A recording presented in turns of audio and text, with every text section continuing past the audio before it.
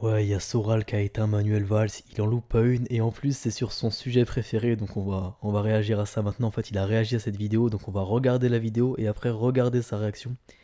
Alors, le judaïsme fait partie de l'âme de notre pays, il faut trouver les mots au-delà même de la lutte, déclare Manuel Valls, ministre des Outre-mer.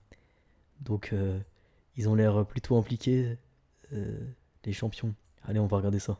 Juifs de notre pays. Mais il y a quelque chose de beaucoup plus profond.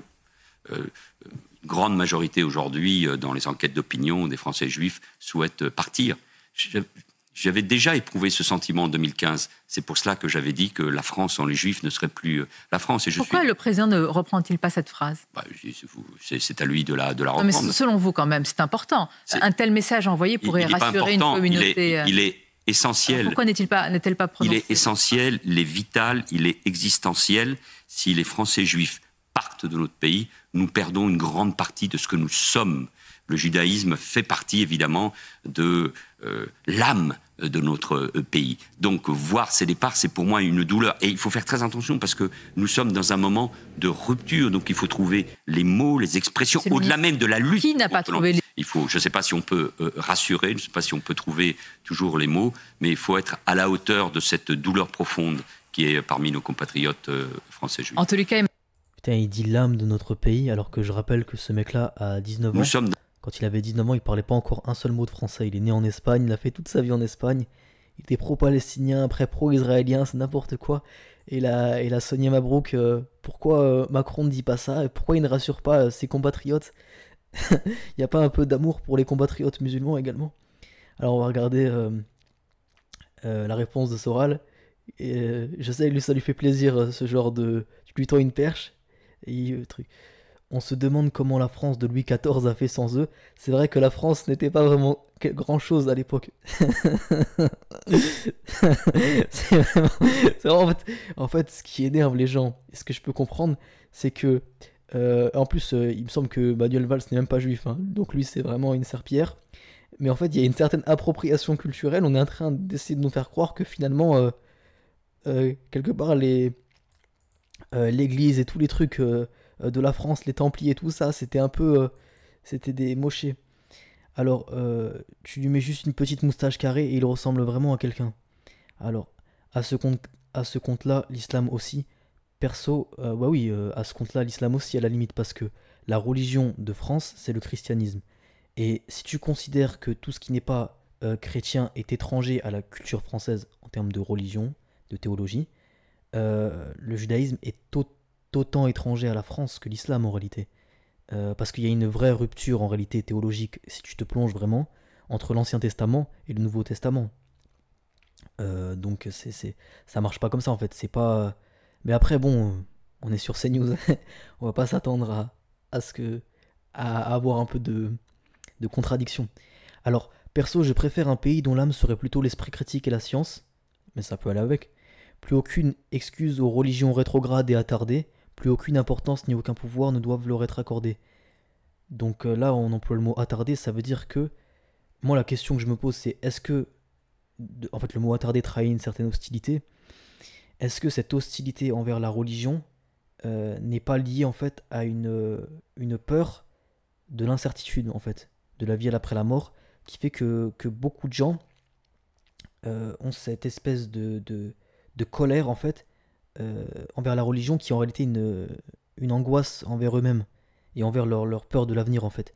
C'est parce que beaucoup de gens, tu verras, limite apostats, etc., ils vont passer toute leur carrière à faire 45 milliards de vidéos. Mais pourquoi je vais en enfer si ça serait... Alors que si tu crois pas, tu te déclares ne pas y croire, tu devrais en avoir rien à foutre. Donc quelque part, il y a quand même quelque chose qui te travaille. Et il y a quand même, je pense, que beaucoup d'hostilité envers les religions. Et d'ailleurs, c'est pas que l'islam, hein, là elle parle de toutes les religions. Il y a aussi ça avec le christianisme. Il y a un débat entre un mec que tout le monde appelle zététicien, j'ai oublié son nom, qui s'est embrouillé avec Delavier, et avec un prêtre là qui est sorti il y a pas longtemps. Et les gens, et dans les commentaires du débat, je regardais les commentaires, ils disaient c'est fou parce que le mec dit qu'il croit pas, mais il fait quand même beaucoup. Il s'est fait débaptiser, il a fait beaucoup de démarches pour un truc qui est censé ne pas exister, être insignifiant.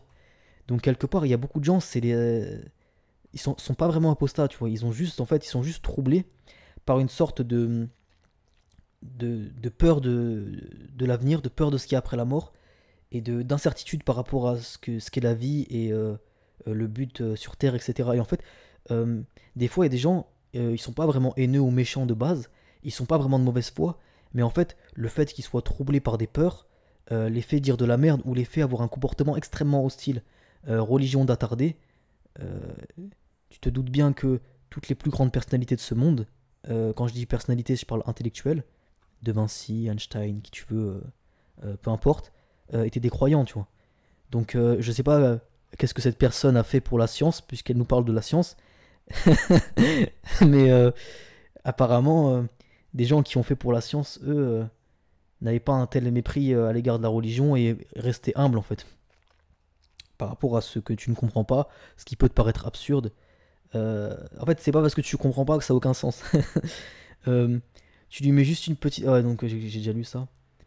Correction, le judaïsme fait partie de l'âme de la République et donc pas de la France. Ok, donc on va voir quand même ce que ça répond à Soral. Euh, donc, donc là, il répond à Soral. Alors, c'est historiquement faux, comme ta dernière ânerie soro-sioniste. Si officiellement les juifs n'avaient pas le droit d'être en France, en réalité, ils étaient bien là et tolérés parce qu'ils servaient les intérêts financiers et commerciaux du royaume. Cultive-toi, guignol. Ah, donc les juifs avaient affaire à la finance dans le passé. Tu sens qu'il y a des petits sous-entendus. Euh, la France, sans le peuple tribaliste élu, serait la France. Non. Je suppose que Netanyahou va radier les gens de MAGA. Nanana. C'est sans aller chercher si loin. Comment De Gaulle a bien pu faire. Ouais, c'est ça. Le problème de Manuel Valls, c'est qu'il confond la France et la République. La République française est une idéologie. La France est une identité millénaire. La révolution a guillotiné la France. Ah ouais, bah en fait, le problème des révolutions, c'est qu'une révolution n'arrive jamais, ne se fait jamais toute seule en réalité. S'il n'y a pas les Anglais pour vouloir financer et avoir intérêt à financer les révolutionnaires, il n'y a pas de révolution en fait. Donc c'est après tous les pays ont leur roman national, soi-disant le peuple s'est levé, etc. Mais il n'y a personne qui se serait levé. Les gens auraient continué à vivre, d'ailleurs pas si mal que ça, s'il n'y avait pas eu cette influence anglaise en fait. Parce que Louis XVI était pro-américain et donc ça a commencé à poser des problèmes. Alors, si leurs représentants sont de ce niveau, je doute fortement que cela les aide à long terme, mais même à court terme d'ailleurs. Euh, il lui manque la petite moustache et on dirait que c'est un sketch. Je ne comprends pas cette propension nana abjecte, nanana. Malif- Maléfique ce gros dégueulasse avec sa mèche, nanana. Ouais, donc bon, on sent que les gens n'ont pas vraiment apprécié, qu'on sous-entende que la France n'est rien sans le judaïsme, quoi. Ça va un peu loin, bref. Like, abonne-toi, ciao.